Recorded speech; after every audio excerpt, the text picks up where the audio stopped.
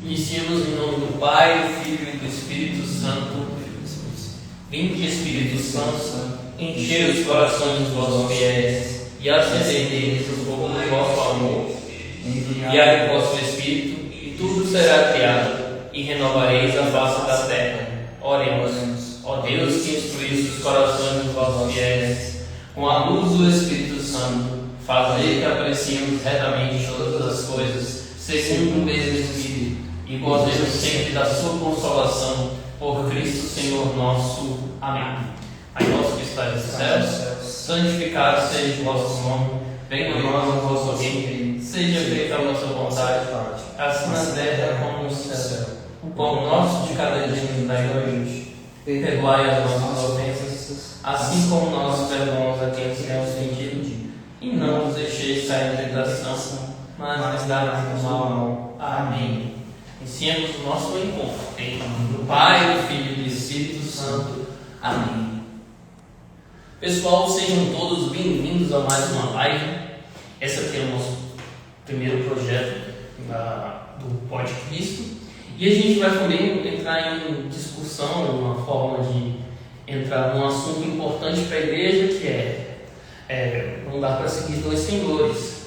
Ou seguirás o dinheiro ou seguirás a Deus. Não tem outra escolha. O dinheiro é bom, mas também Deus é melhor ainda.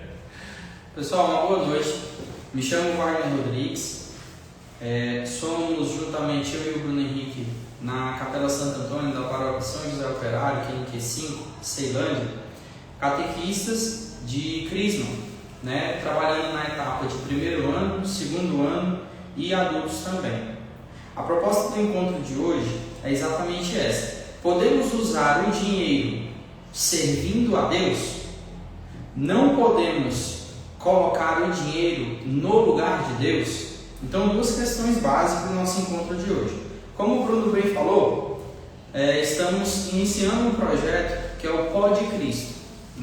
Esse podcast, ele é uma argumentação onde em vídeos curtos, não tão somente quando a gente conseguir 15 minutos, 30 minutos, nós vamos abordar uma temática dentro da Palavra de Deus, dentro dessa temática que é proposta para cada encontro.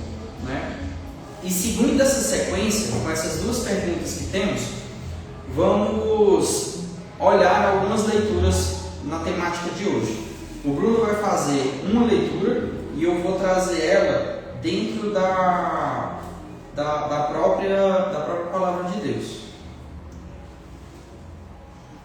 Mateus 6, versículo 24.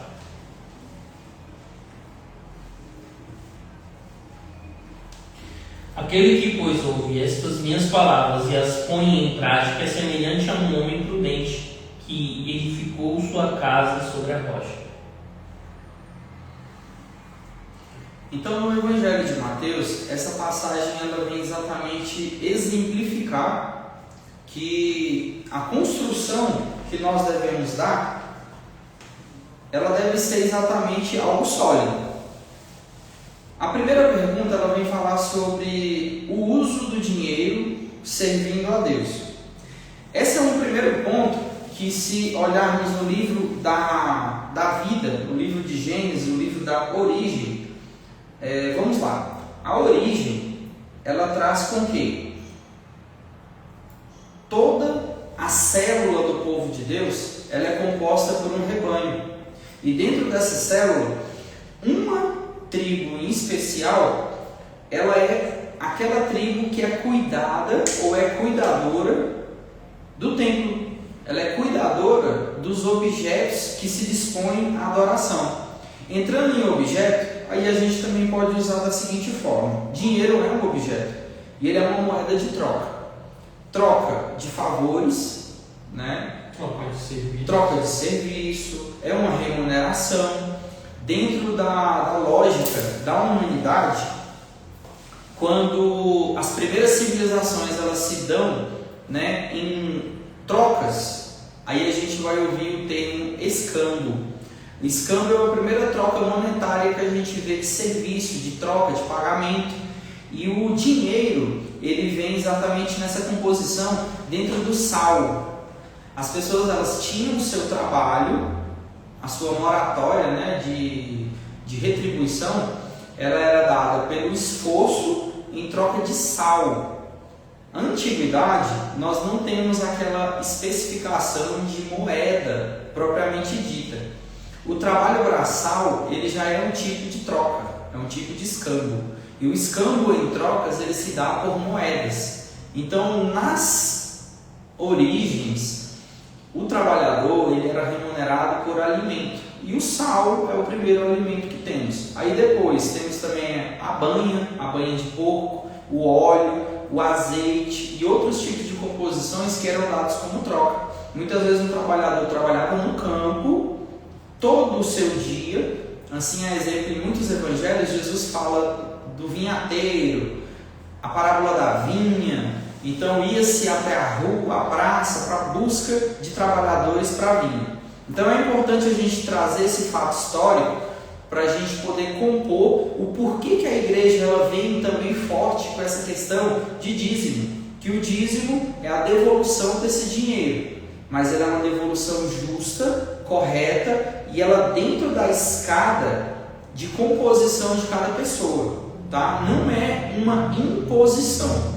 mas ela é uma devolução para aquilo que a pessoa se tem a doar.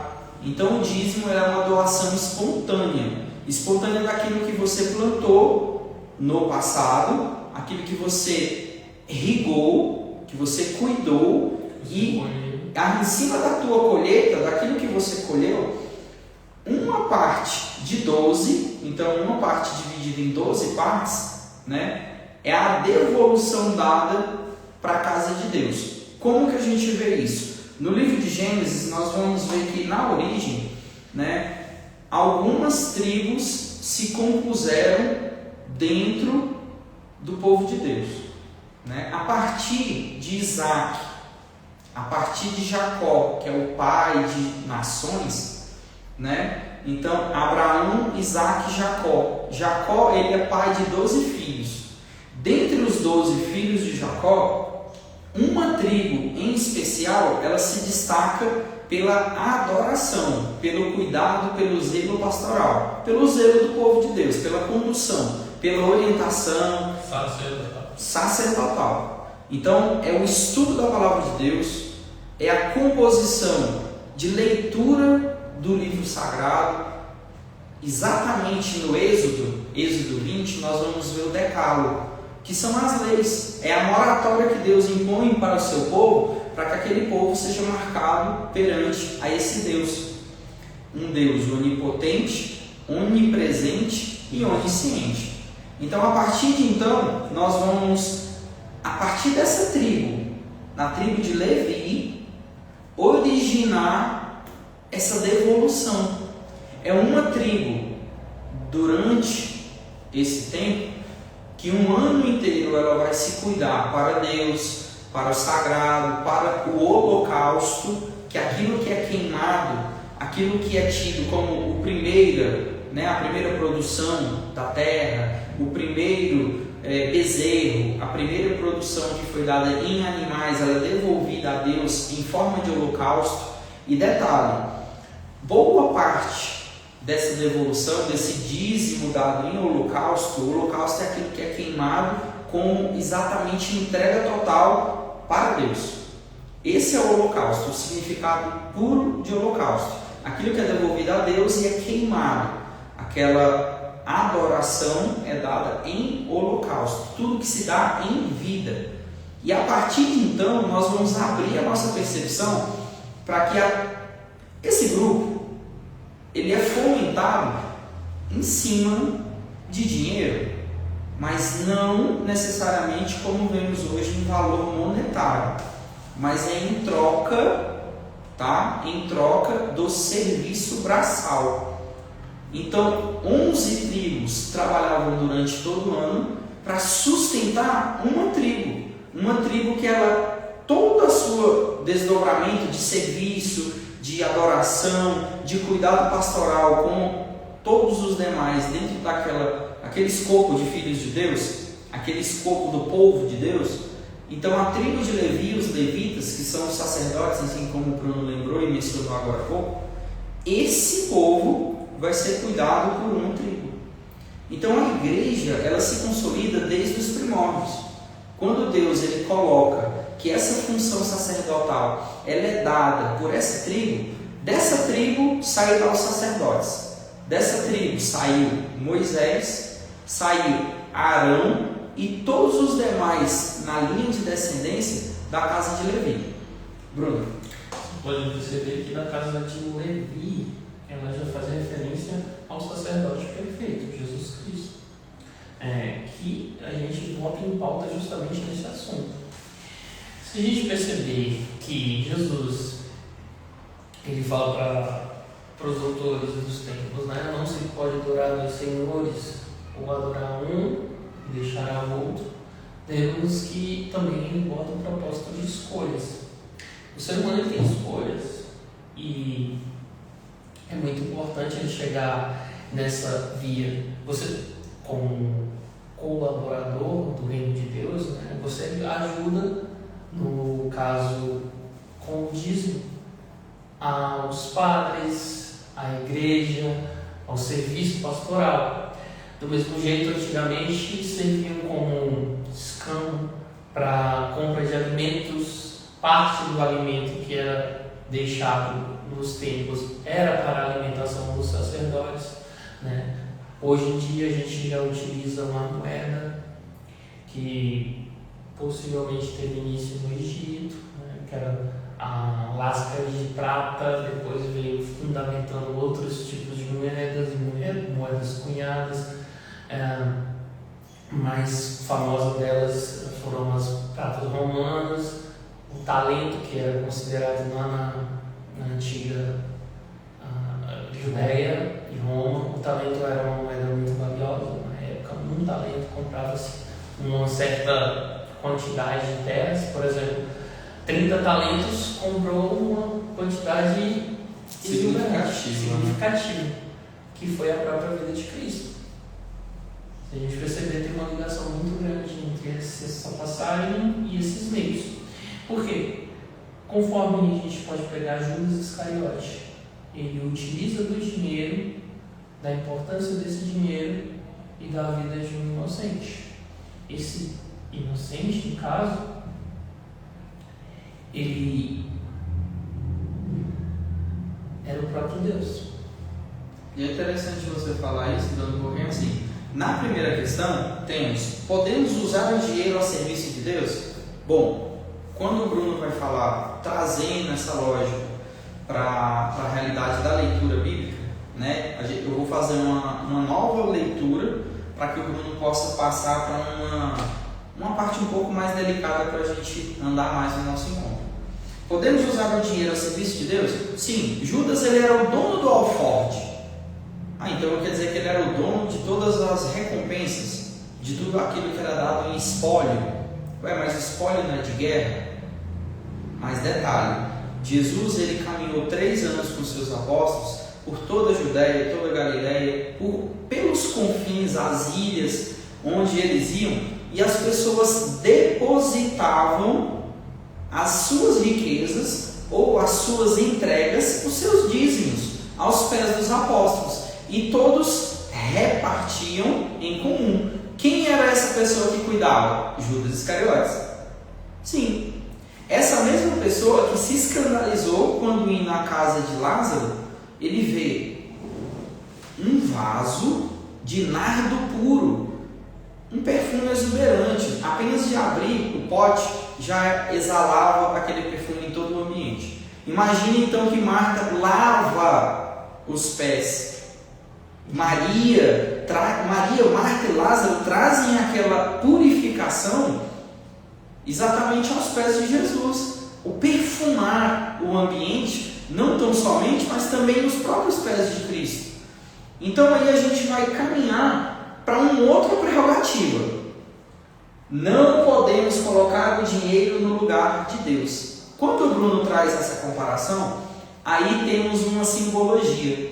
Judas era aquele que cuidava do alforje, a bolsa, que era dada, o dinheiro, que naquela época era o denário, e outras moedas que eram moedas romanas. E era depositada aos 12, a Jesus e aos 12. Então ele era esse cuidador. Então ele seria um administrador, um gerente.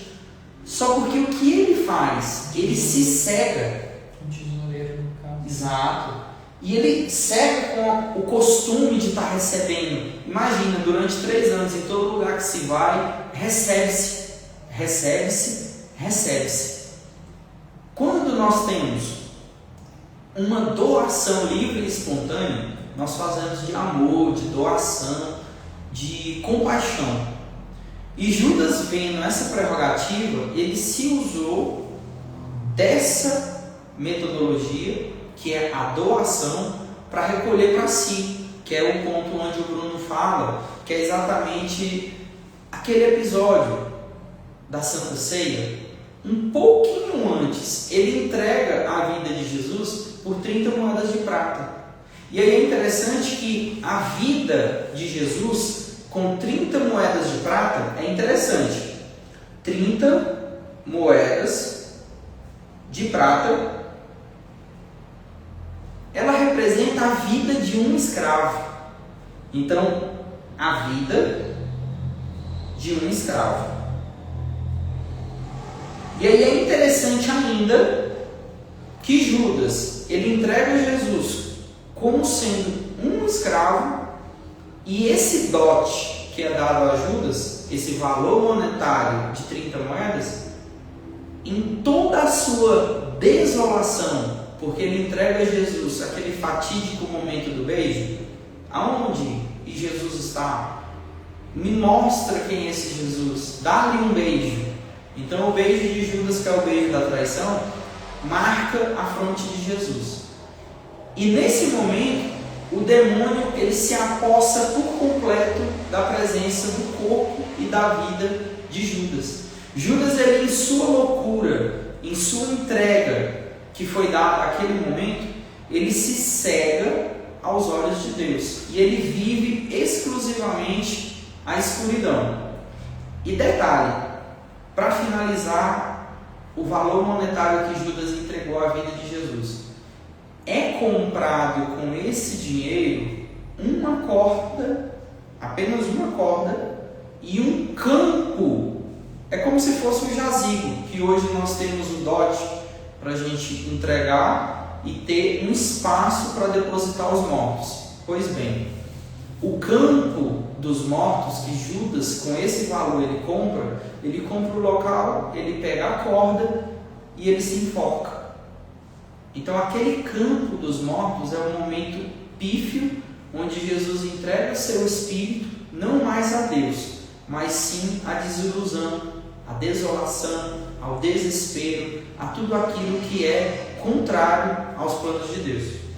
E aí temos então, mais uma vez para a gente reforçar, o Evangelho de Mateus 6, verso 24. Ninguém pode servir a 2 senhores, porque ou odiará a um e amará ao outro, ou dedicar-se-á a um e desprezará o outro. Não podeis servir a Deus e a riqueza. Então a gente pode pegar um ponto importante. Não se pode servir a 2 senhores, ou odiará um e amará o outro, e vice-versa. Por quê? O dinheiro, se usado para o bem, se ele for uma coisa boa, ele pode ajudar bastante.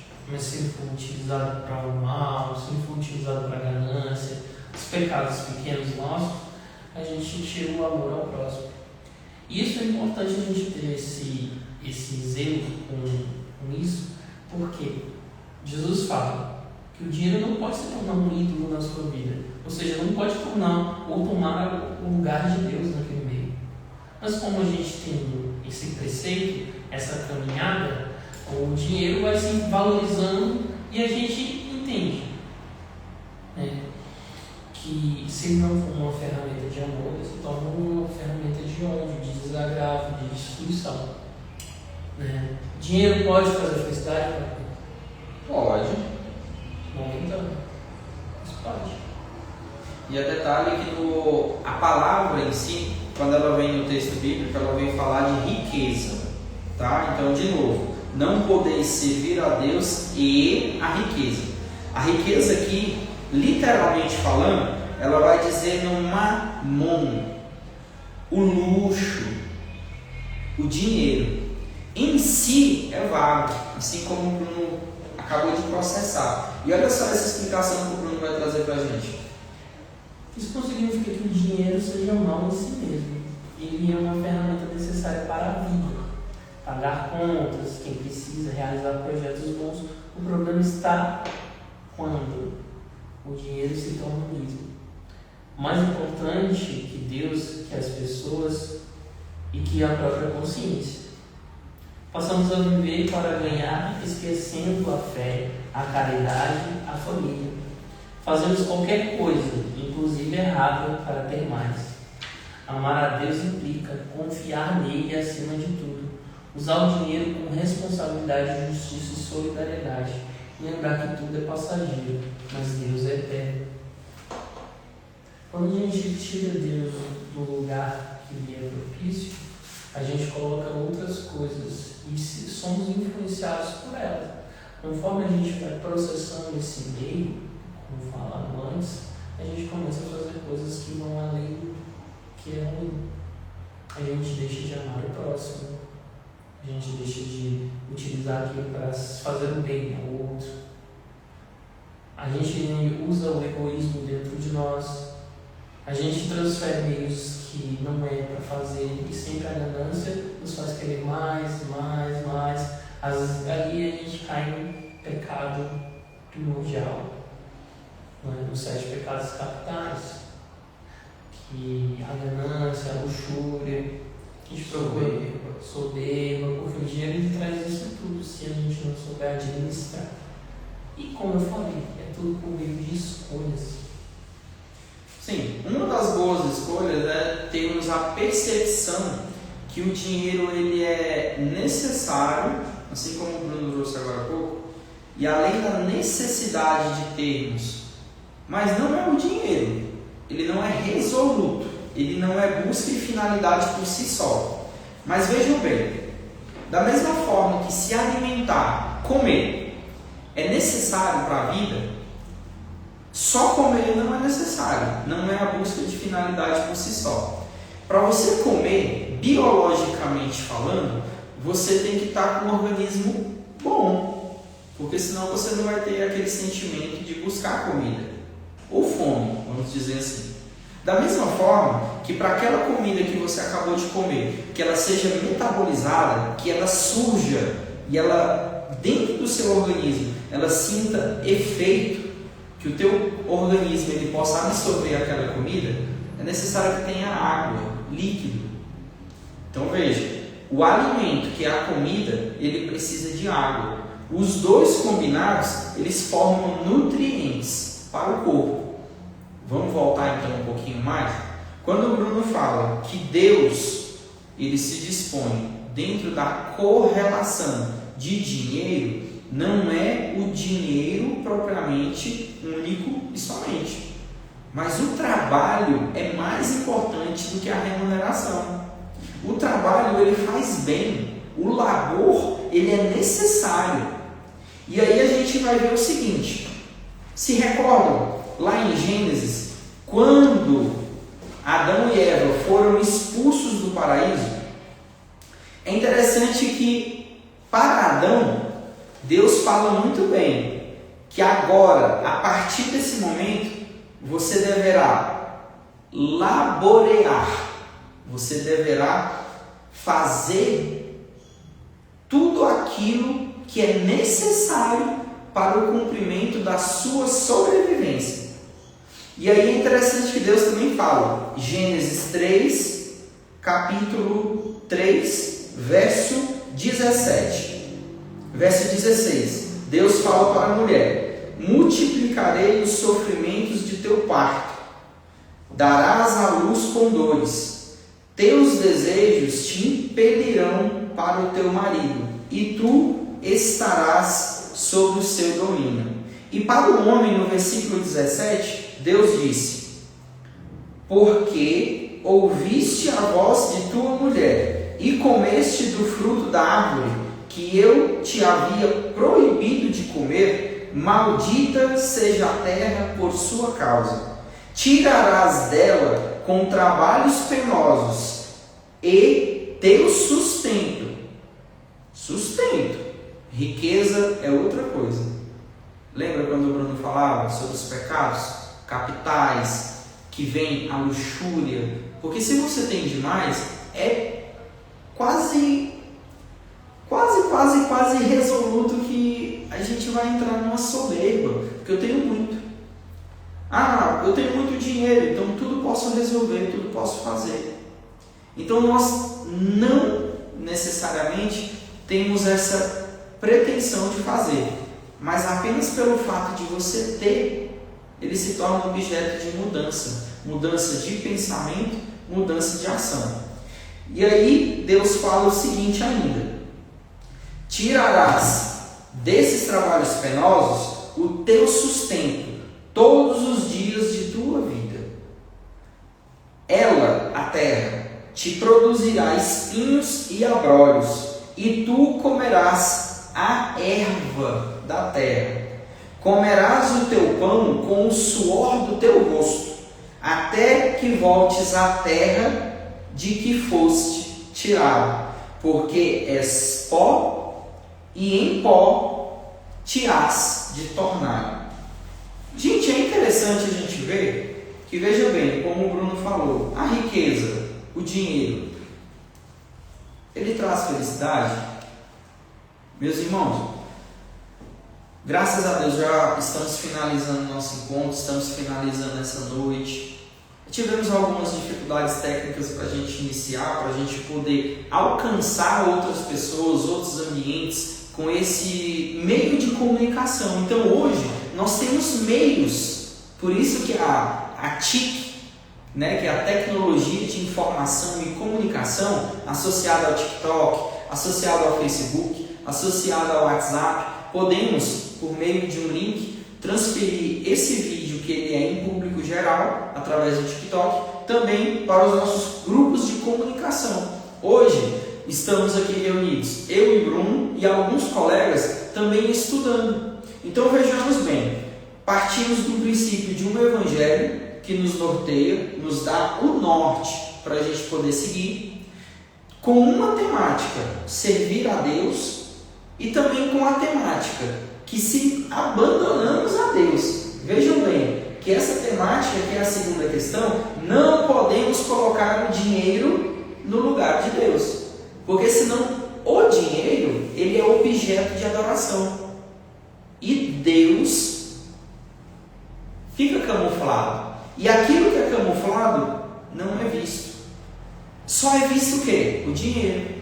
Vejamos bem, Deus deu uma determinação, que você deve trabalhar todos os dias.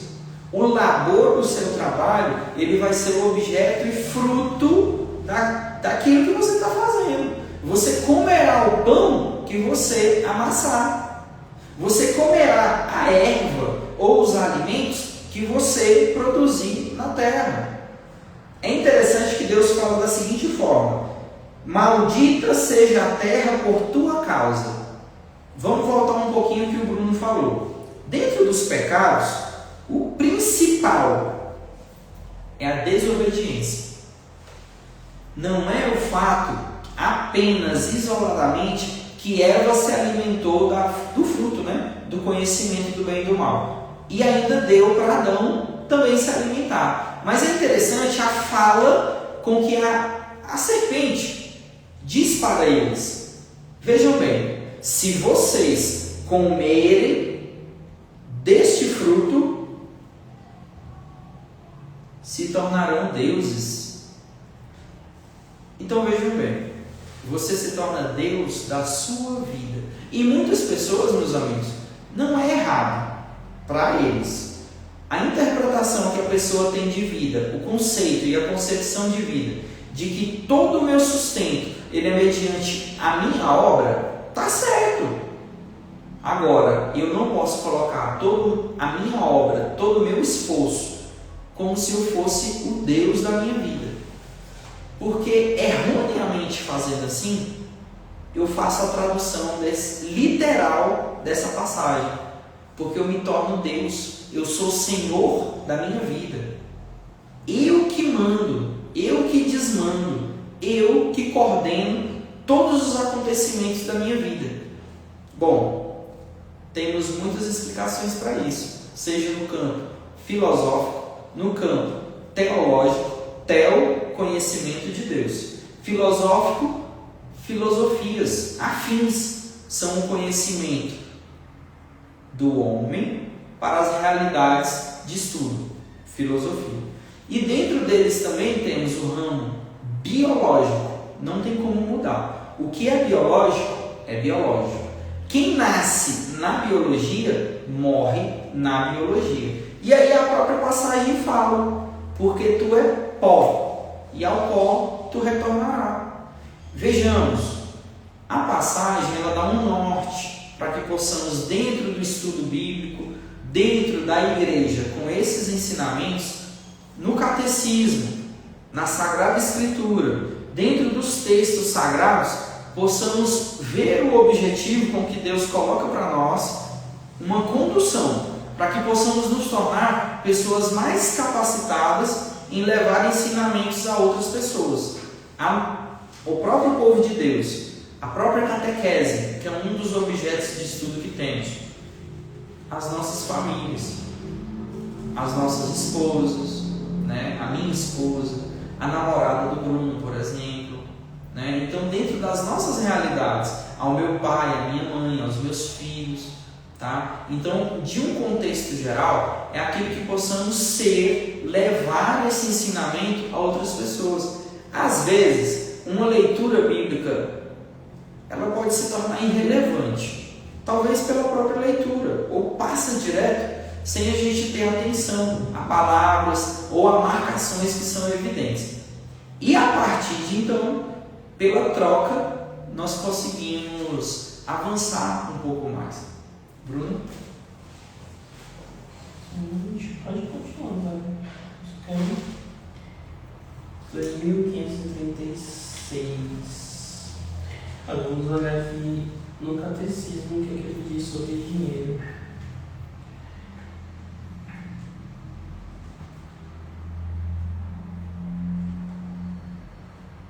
Bruno vai trazer uma passagem dentro do Catecismo da Igreja Católica, 2536, sobre a determinação ou a função do dinheiro. O 10º mandamento proíbe a avidez e o desejo de apropriação desmedida dos bens terrenos. Proíbe a cupidez desmedida, nascida da paixão imoderada da riqueza e do seu poder. Proibindo ainda o desejo de cometer uma injustiça pelo qual se prejudicaria e prejudicaria o próximo seus bens temporários.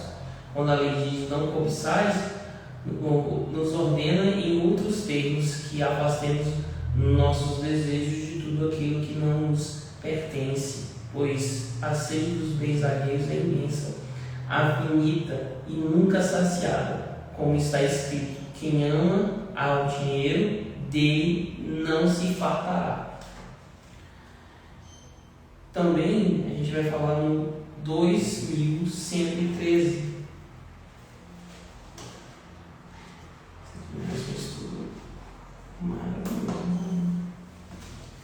No 2113,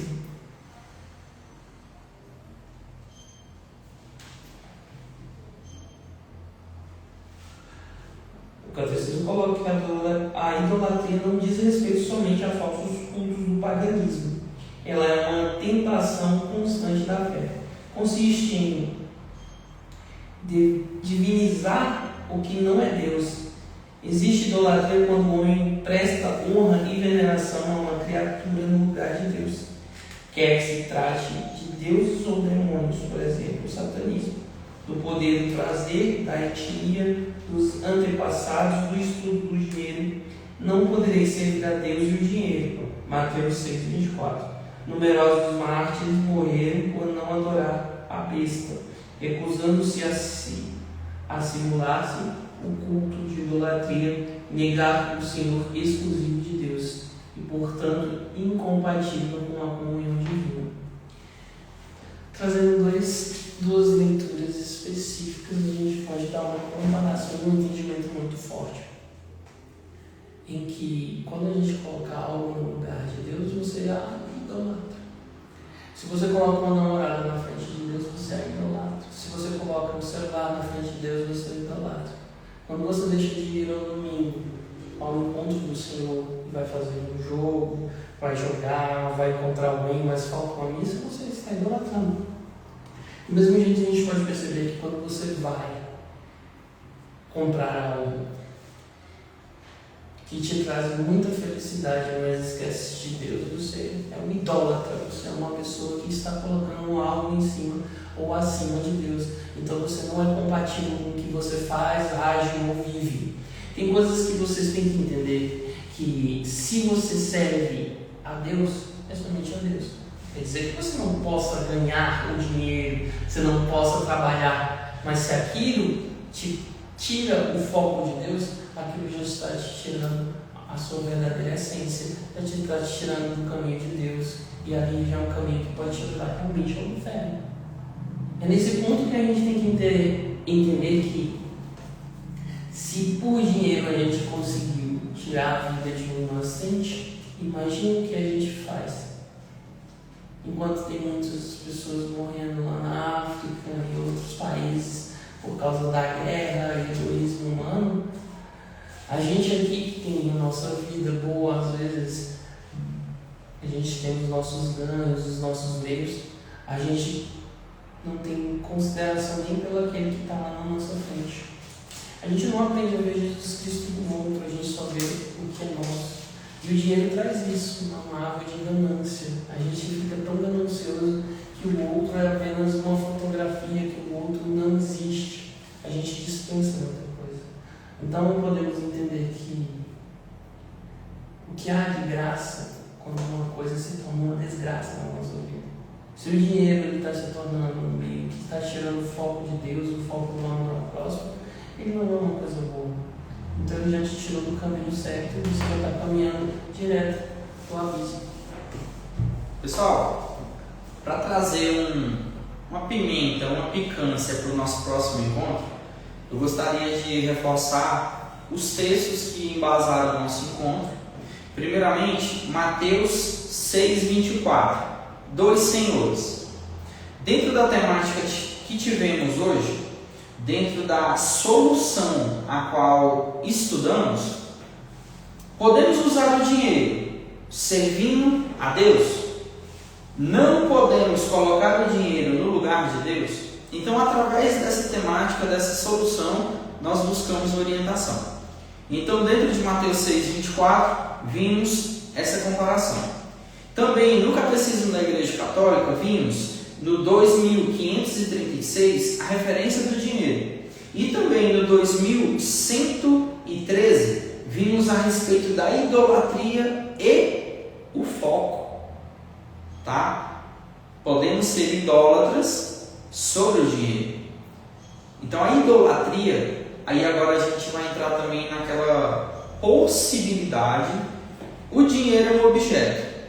Imagens sacras. Para nós católicos, cristãos católicos, nós temos uma exegese, uma interpretação bíblica de textos sagrados do Antigo e Novo Testamento que nos correlacionam às imagens sagradas. Só que o nosso foco, quanto às imagens, quanto aos objetos, são dados referentes e exatamente posicionados ao foco único e somente ao caminho da santidade, ao caminho de Deus. Então, esse vai ser a nossa finalização para que possamos, através dos nossos próximos encontros, trazer essa solução prática da busca de Deus, do foco de Deus dessa interpretação dos textos, né, dos textos bíblicos da Sagrada Escritura, do catecismo como vimos hoje, através desses direcionamentos.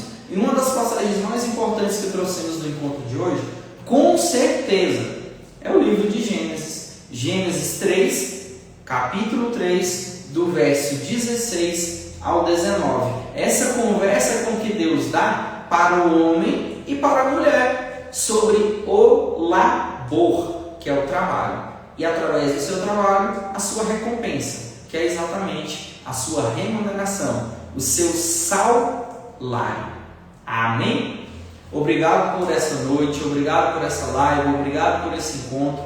Agradeço especialmente a presença do Bruno Henrique aqui na minha casa, né? Em muitos locais a gente pode se reunir na casa de outros colegas para a gente montar um stand, um local de encontro, para que a gente possa colocar esse pó de Cristo, esse podcast para Cristo, esse podcast para a gente estar levando a evangelização a outros locais. Muitas vezes, assim como o Bruno falou, utilizar o celular para a gente fazer uma leitura de um vídeo, de TikTok, uma mensagem que está falando de Deus, que está exemplificando esse caminho, que muitas vezes na troca, na partilha, nós crescemos. E muitas vezes apenas em casa nós não temos essa dinâmica de poder falar, de poder perguntar e poder compartilhar. Então partilhe nosso canal, partilhe a nossa comunicação, para que essa comunicação, essa mensagem possa chegar em outros lares, em outros corações com essa mensagem de Deus.